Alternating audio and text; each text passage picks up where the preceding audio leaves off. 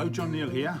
We've got a little theme going here about foodstuffs, and I've got a few questions being asked. Here's one. Hey John, yesterday you did a video about food. Yeah, that's right. Why didn't you mention chicken? I just forgot. Sorry. Oh, okay. Well, anything to say about chicken? Chicken, yes. A bit of a controversy about chicken, particularly coming from America, and now we're no longer in the European Union. We're going to buy more things from America, apparently, and we're not so keen about chlorinated chicken. It's not the chlorinated that's the problem, because we chlorinate lots of other things, apparently, like salads.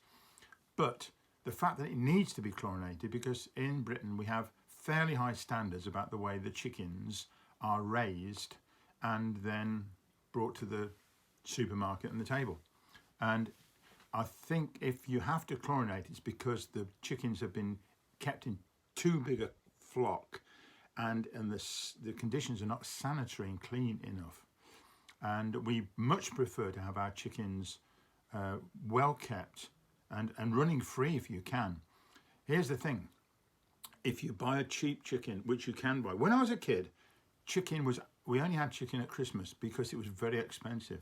Nowadays, it's very, very cheap. You can buy a reasonable sized chicken for just a couple of pounds. But you can also buy a chicken which is free range, organic, and that can cost you at least 5 times as much, maybe 12, 13 pounds. And we occasionally get those. But we know that that chicken has been left out on the grass, wanders about and behaves as a chicken would in nice circumstances, pecking away, rather than cooped up in a shed with thousands of other chickens and picking up diseases and being in dirty conditions. So our preference is for better kept chickens. Mind you, if you're struggling for cash and you want to feed your kids, I can understand why people go for that option, but it's not the best. So we're a bit cautious about our chickens. Puddings, desserts and afters. Yeah, okay, one of those. Yeah, we're very fond of puddings. I'm very fond of puddings anyway. You can have various cakes and crumbles. Crumbles are nice. But sometimes, yeah, with lots of fruit at the bottom, like apple crumble, blackberry crumble, or both. Rhubarb crumble's nice too. It's a sort of a dish that you do in the oven, and you put a sort of a crumbly pastry thing on the top. There is the infinite spotted dick. There is a pudding called spotted dick.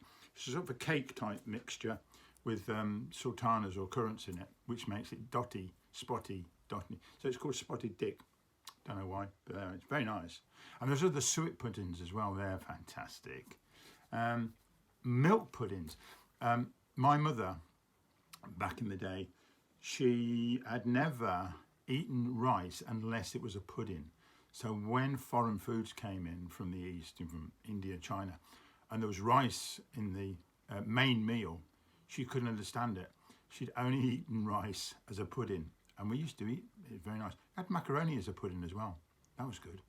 Scones. I'm going to call them scones. Others might say scones. I don't know why, but scones. Yeah. Very popular, little sort of cakey type thing. You cut it in half, open it out, like a bit like a bread cake, if you like, and you then put on it butter, possibly, but definitely cream and jam. It's preserve, conserve. I'm confused. Why don't you just call the things what they are? Jello, that's jelly. No, jelly. I think you call it jelly. That's it. Jam is jelly. Anyway, so cream and jelly if you want, but I don't. Cream and jam. And it's whipped up cream, so it's quite solid. And double Devon cream is just the best going. Wow.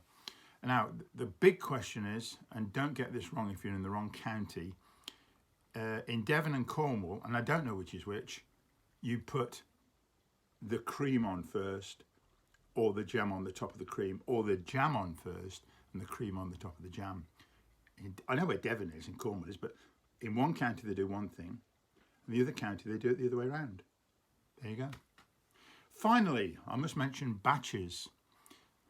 I was doing some work in Solihull, which is about 10 miles away from Coventry. And I went into the bar where I was doing the sign writing. And I said, oh, I'll have a bacon batch, please. And she said, you're from Coventry, aren't you? I went, yeah. Now, this bread roll, bread piece, is called so many things up and down the country. It can be called a bap, it can be called a roll, it can be called a batch. Up north, where Margaret's from, they call it a tea cake. That's not right. A tea cake. A tea cake for me has got currants in it. It's very confusing, but the bread piece is called a batch where I come from. Always called it a batch. Cheese batch, ham batch, and so on. She said, you're from Coventry, aren't you? I said, yeah. She knew straight away. I was only 10 miles away. Amazing. Oh, that's it. I've had my lunch today. I had a sausage sandwich, if you need to know, with white bread. It was wrong, but it was great. And a cup of coffee afterwards. So it's time for a sit down now and put my feet up. Okay? I'll see you next time. Bye-bye.